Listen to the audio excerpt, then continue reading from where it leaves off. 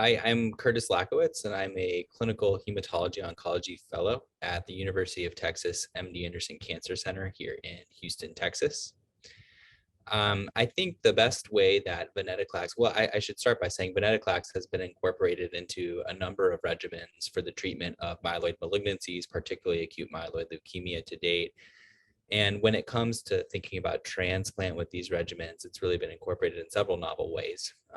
There are several ongoing studies actually incorporating venetoclax, which is a potent BCL2 inhibitor, inhibits the anti-apoptotic protein BCL2 with conditioning regimens. So that's high dose chemotherapy given at the pre-transplant in preparation for the transplant. And in this setting, venetoclax was found recently from a group at the Dana-Farber Cancer Institute to be both safe and effective for the conditioning, of reduced intensity conditioning transplantation for patients with myelodysplastic syndrome, MDS, or acute myeloid leukemia, AML. I think one area from a even further pre-transplant perspective where venetoclax is really assisting in outcomes with transplant is by deepening the depth of response that we see to either intensive chemotherapy induction regimens or even lower intensity regimens. This is best highlighted in the recent VIALE study published by Dr. DiNardo here at MD Anderson, where patients that were treated with azacitidine in combination with venetoclax had a higher likelihood of achieving a complete remission. Doing this quickly, the median time to complete remission was about 1 or 2 cycles. And there was a higher percentage of patients achieving MRD negative complete remissions. So that is measurable residual disease negative remissions when measured by flow cytometry. And MRD is really has been determined to be an optimal objective of induction therapy when thinking about outcomes. And particularly with respect to transplant.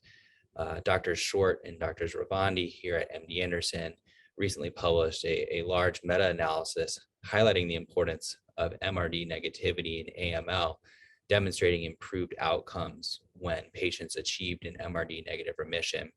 I should mention MRD can be measured via a number of ways. So the 2 main ways that it's measured is using multi-parameter flow cytometry, though there are several PCR-based techniques to measure measurable residual disease as well, such as NPM1 transcripts, or in the setting of core binding factor leukemias following qPCR for the common translocations that are seen either in version 16 or translocation 821. Using these endpoints, we see improved outcomes in patients that achieve MRD negative remissions compared to patients who remain MRD positive. When we extrapolate this data to transplant populations, there's been several very large, well-performed studies demonstrating that patients who achieve MRD negative remissions pre-transplant have favorable outcomes post-transplant. This is both in the context of multi-parameter flow cytometry as well as molecular sequencing when thinking about MRD. When we think about how venetoclax plays into this, like I previously mentioned, in an older and unfit patient population, such as the patient population that was included in the VIALE study, we saw higher rates of MRD negative remissions, even within this typically adverse patient population, suggesting that this patient population may then be able to move on towards transplant, though in that study, these patients were older and unfit, so the majority of them were not eligible for transplant. However, we do know there are more recent analyses, one published by Dr. Pollier from the University of Colorado, showing that the combination of hypomethylating agents with venetoclax can result in favorable outcomes following transplant. And so I think this is a viable regimen for a patient that's older and maybe more unfit to see if you can obtain a deep MRD negative remission followed by a consolidative allogeneic transplantation.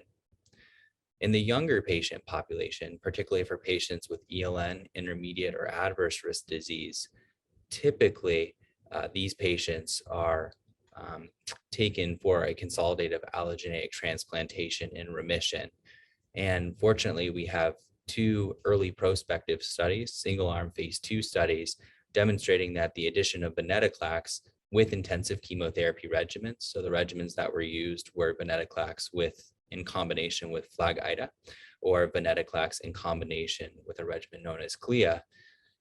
In both of these studies, in younger, more fit patient populations, the combinations resulted in high composite CR rates, around approximately 90%, and with the majority of these patients achieving MRD negative composite CRs and transitioning to allogeneic transplantation on the order of approximately 60 to 70% of patients in these studies.